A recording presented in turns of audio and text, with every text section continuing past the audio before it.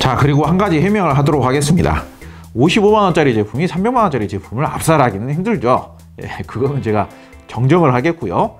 오해가 있었다면 다시 한번 죄송합니다. 이제 굳이 저희가 이제 300만원대 제품하고까지 비교를 하기도 하고 하이엔드 제품하고 비교를 해서도 구분이 잘 안 될 정도라고 제가 분명히 말씀을 드렸죠.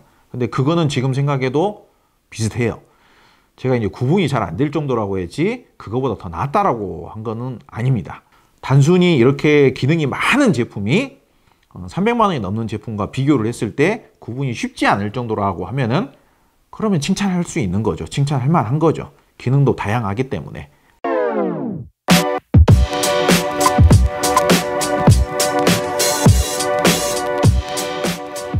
네, 안녕하세요.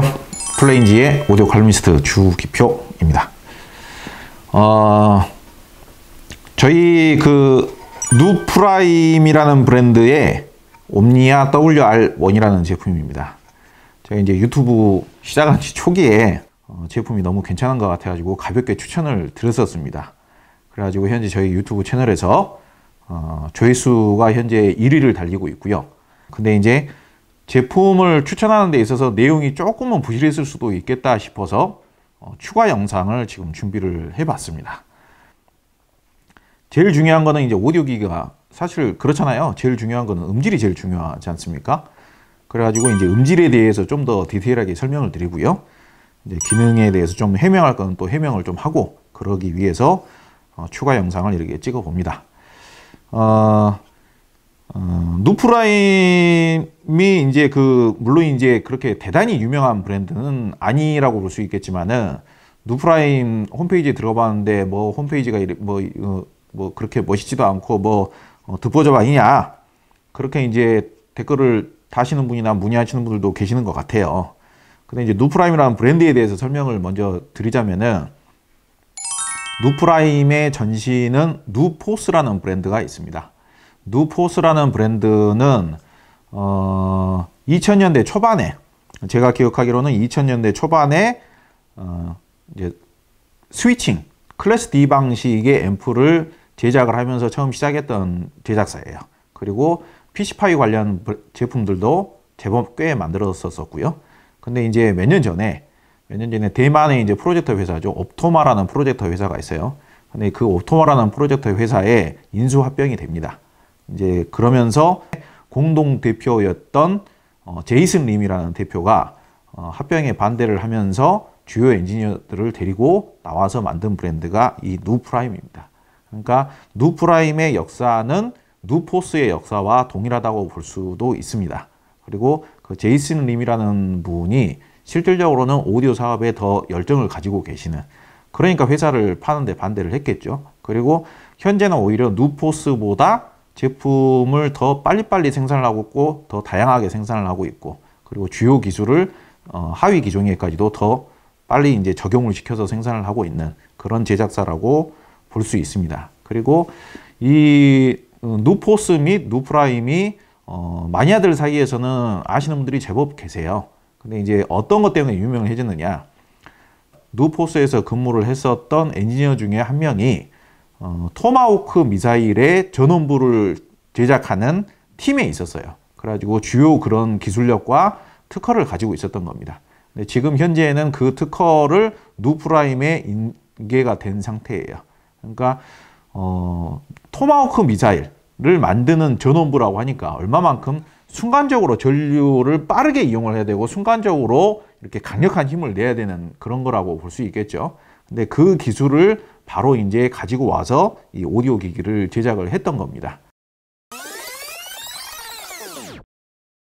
자, 그리고 한 가지 해명을 하도록 하겠습니다. 제목에, 먼저 저희가 등록한 제목에 46만원짜리가 300만원짜리 제품을 압살을 하면 어떻게 하냐, 뭐 이렇게 이제 제목이 적혀져 있는데, 그 제목은 좀 과장은 좀 맞는 것 같습니다. 이제 흔히 말하자면 어그로라고 하죠. 그 부분에 대해서 사과를 드리겠습니다. 그 부분에 대해서 오해를 드린 점에 대해서 죄송하게 생각하고요. 해명을 조금 하자면은 300만원짜리 제품을 압살하지는 않죠. 예, 이 제품이 뭐 복합 기종이면서 이제 여러 가지 기능이 들어가 있는 제품인데, 이 제품이 정가는 46만 원은 아니고요. 해외 가격을 환율 적용하고 한 뭐 어쩌고저쩌고 하면은 한 55만 원 그 정도가 맞아요. 그 정도가 소비자 가격이라고 볼 수 있고, 국내 공식 소비자 가격도 55만 원 정도라고 하는 게 맞습니다. 근데 이제 55만 원짜리 제품이 300만 원짜리 제품을 압살하기는 힘들죠. 예, 그거는 제가 정정을 하겠고요. 오해가 있었다면은 다시 한번 죄송합니다. 근데 이제 그렇게 보시면 되겠죠. 이 제품이 300만 원짜리 제품을 무조건 능가하느냐? 무조건 능가할 수는 없겠죠.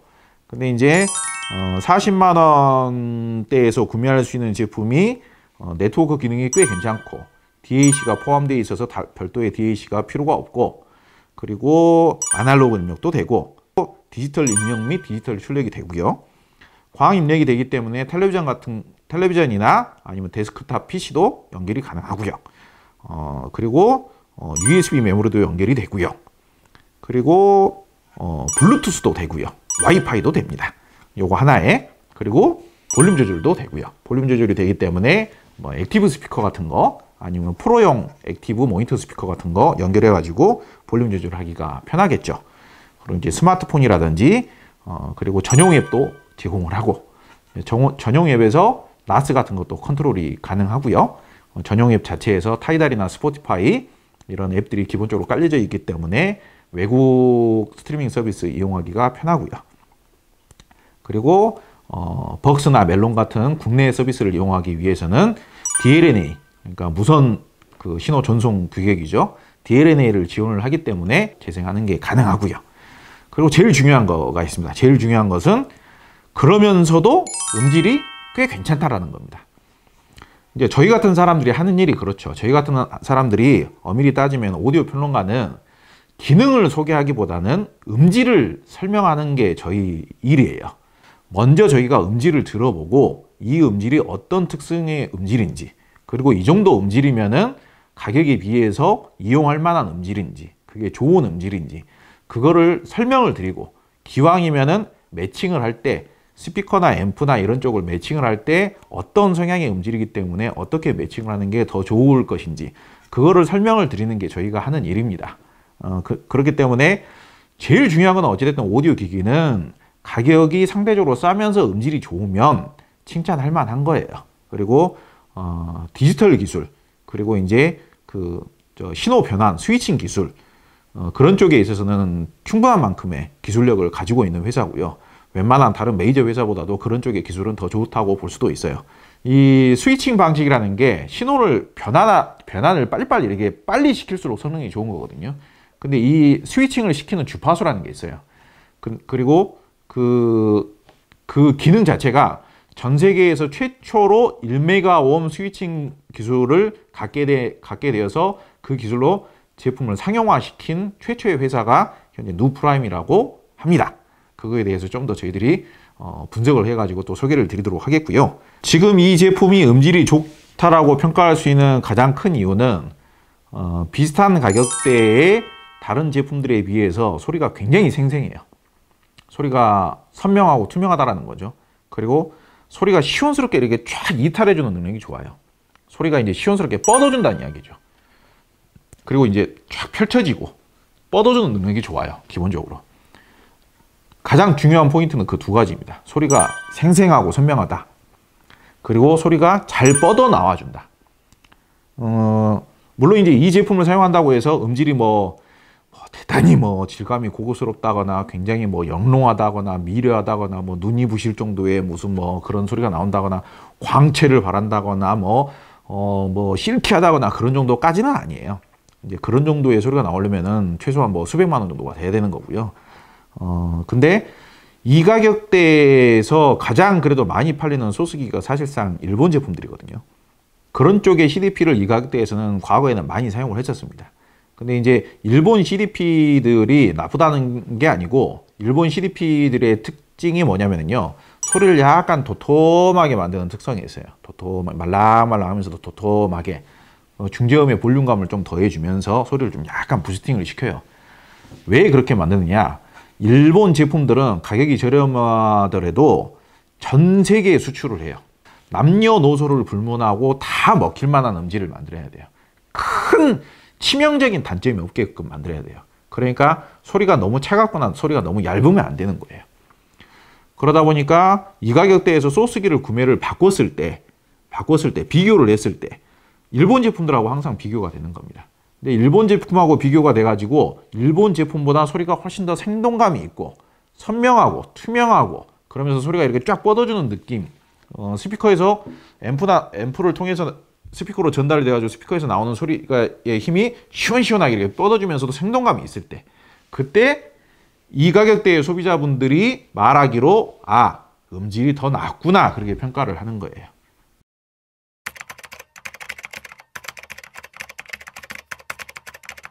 그런 음질이 좀 고가의 하이엔드 오디오나 아니면 고급 오디오들하고 매칭을 했을 때, 그러니까 얘가 소스기니까 앰프하고 스피커하고 매칭을 했을 때 오디오적으로 더 좋은 음질을 보장을 합니다. 약간 도톰한 음질보다, 도톰하면서 좀 두리뭉실하다고도 할 수 있겠죠. 굳이 이제 부정적으로 표현을 하자면은 약간 두리뭉실한 음질보다 얘처럼 생동감이 있으면서 소리가 이렇게 쫙 이렇게 뻗어주는 음질이 고급 유저가 사용하거나 고급 기종에 매칭을 했을 때 더 좋은 음질이라고 저뿐만이 아니라 다른 분들도 더 많이 좋은 음질이라고 평가를 한다는 겁니다. 그렇다면은 이제 굳이 저희가 이제 300만 원대 제품하고까지 비교를 하기도 하고 하이엔드 제품하고 비교를 해서도 구분이 잘 안 될 정도라고 제가 분명히 말씀을 드렸죠. 근데 그거는 지금 생각해도 비슷해요. 제가 이제 구분이 잘 안 될 정도라고 했지 그거보다 더 낫다라고 한 거는 아닙니다. 단순히 이렇게 기능이 많은 제품이 300만 원이 넘는 제품과 비교를 했을 때 구분이 쉽지 않을 정도라고 하면은 그러면 칭찬할 수 있는 거죠. 칭찬할 만한 거죠. 기능도 다양하기 때문에 이제 그러셔야 되는 거고요. 그러면은 가격이 더 비싸지는 거죠. 이 제품은 그런 제품에 비해서 소리의 생동감은 얼추 비슷하면서도 소리가 이렇게 쫙 뻗어주면서도 그 소리의 하모니가 풍부해요. 그러니까 하모니까지 풍부해요. 하모니가 뭡니까? 말을 어렵게 설명한다고 하니까 제가 쉽게 설명을 드리려고 노력을 하는데, 하모니라는 게 표현력이 풍부하다는 이야기예요. 표현이 풍부하다 이거예요. 오디오에서도 예를 들어 가지고 낮은 음역대에서 높은 음역대로 이렇게 높게 올라가면서 음악을 표현을 하는데, 그게 이렇게 단조롭게 표현이 되는 게 아니라 그 안에 소리의 촉감이나 하모니 그리고 소리의 표현력이 풍부하다 이거예요.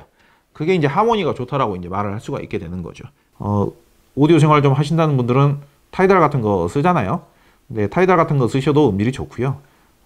벅스 멜론을 쓰셔도 되고, 그리고 저는 개인적으로는 핸드폰에 저장된 음악을 재생을 했을 때 제일 만족도가 높았어요. 편리하고 작동도 잘 되고 음악도 스트리밍보다는 그나마 조금 더 나은 것 같은 느낌이고요. 그리고 나스라든지 컴퓨터에 저장된 음악도 재생을 할 수가 있고요. 블루투스 방식으로 들어도 음질이 꽤 선명하고 꽤 괜찮아요. 저는 블루투스가 많이 이제 발전을 한 거죠. 이제 얘가 직접적으로 재생을 하는 것은 블루투스 5.0에 블루투스 aptX HD까지 지원을 하거든요. 그래서 그런지는 모르겠는데 블루투스도 음질이 꽤 괜찮습니다. 쉽게 구분하기가 쉽지 않을 정도까지 음질을 내요. 그리고 얘가 프리앰프로도 쓸 수가 있어요. 여기다 파워앰프를 연결하셔도 되고, 아니면은 그 볼륨 조절 기능이 없는 액티브 스피커들 있지 않습니까? 그런 스피커들 연결해서 썼을 때에도, 프리앰프로 썼을 때도 음질이 제법 선명한 음질을 잘 유지를 해준다. 기본 특성을 잘 유지를 해준다. 그렇게 말씀드릴 수가 있겠습니다. 뚜껑을 까가지고 보여드리면 좋겠는데, 뚜껑을 까면 얘 제품이 망가질 것 같아요. 거의 나사로 푸는 제품이 아니다 보니까. 근데 어떻게 이렇게 조그만한 제품이 뭐 스펙이 그렇게 대단한 제품도 아닌데 음질이 이 정도로 좋을까, 기능이 이렇게 복합 제품이면서도 음질이 이 정도로 좋을까 생각을 해보면은, 확실히 이 누프라임이라는 회사가 디지털 신호를 다루는 기술이 되게 좋은가 보다, 그렇게 해석할 수밖에 없는 겁니다. 플라스틱 리모컨이 제공이 됩니다. 근데 그 플라스틱 리모컨의 버튼 중에 보시면은 EQ를 변경하는 버튼이 있어요. 그 EQ를 누르시면 뭐 장르별로 뭐 클래식, 뭐 보컬, 뭐 재즈, 뭐 라이브, 그리고 뭐 라우디니스라고 있어요. 라우디니스가 저음을 보강해 주는 모드거든요. 라우디니스가 1, 2, 3 또 이렇게 있습니다. 그러다 보니까 과거에는 우리가 아날로그 앰프에서 그런 EQ 기능이 있을 때, 톤 컨트롤 조정 기능이 있을 때, 좀 하이파이 오디오를 취미로 하신다는 분들은 그 기능을 거의 잘 안 썼었어요. 왜 안 쓰느냐? 아날로그 방식으로 소리를 이렇게 변조를 하다 보니까 전체적인 소리의 순도가 떨어지게 되는 거예요. 음질이 떨어지게 되는 거예요. 그러다 보니까 그걸 안 쓰는 거를 일반적으로 마니아들 사이에서는 철칙처럼 그렇게 여겼었는데, 디지털 기술이 많이 발전함에 따라서 그런 EQ 기능을 디지털로 조절을 하다 보니까 음질의 열화를 거의 느끼기가 힘듭니다.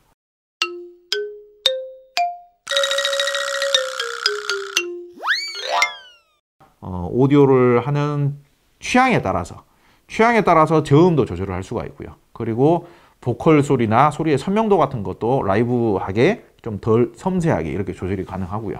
그리고 매칭된 오디오, 앰프, 스피커에 따라서도 저음이 좀 더 나와야 될 것 같아.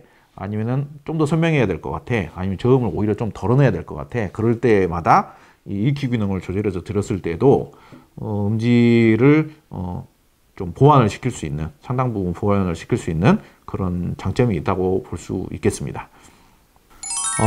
그렇다고 단점이 없는 건 아닙니다. 단점이 없는 건 아닙니다. 모든 오디오 제품은 1억짜리 제품도 단점이 있습니다.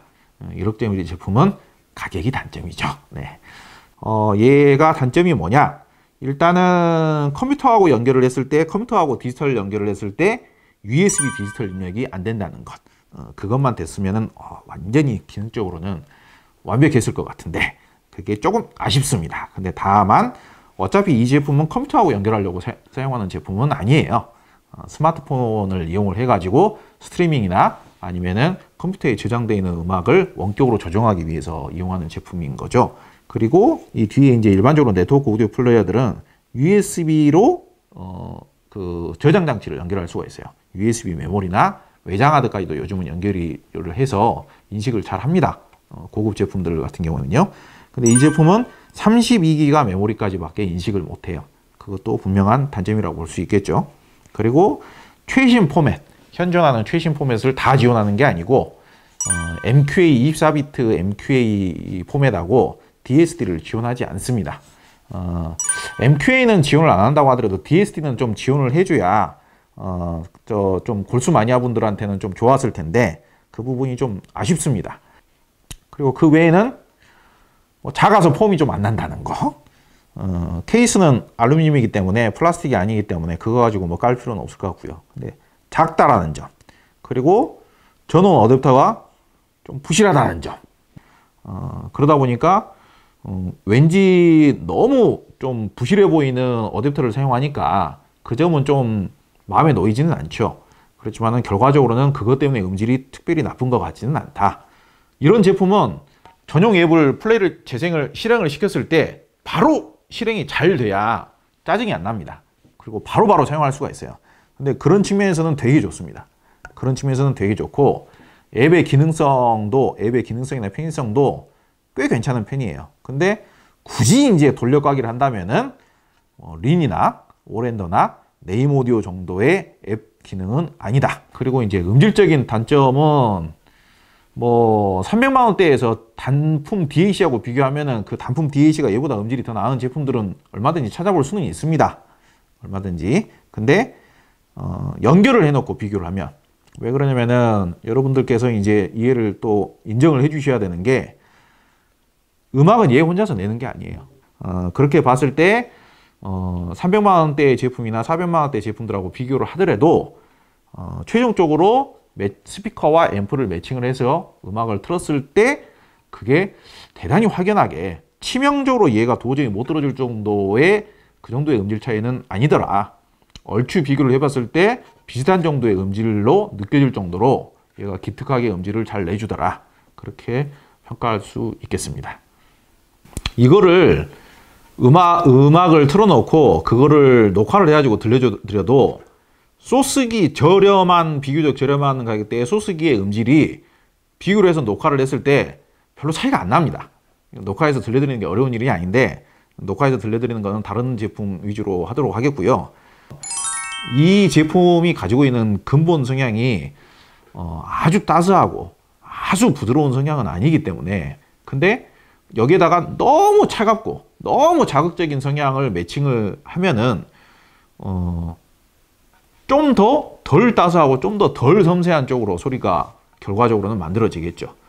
매칭을 하실 때 그런 점을 주의하셔서 매칭을 하시는 게 좋을 것 같고요. 이제 저희가 하이파이 제품 앞으로는 많이 소개를 해야 될 텐데 가격이 저렴하면서 막 추천하기가 좋으니까 이 제품 먼저 추천을 드려본 거예요. 사용을 하시거나 오디오 사용을 하시거나 선택을 하시는데 조금이나마 좀 도움이 되셨기를 바라겠습니다. 모르시는 점은 질문을 해주시거나 문의해 주시면은 저희가 아는 선에서 또 답변을 드리도록 하겠습니다. 감사합니다.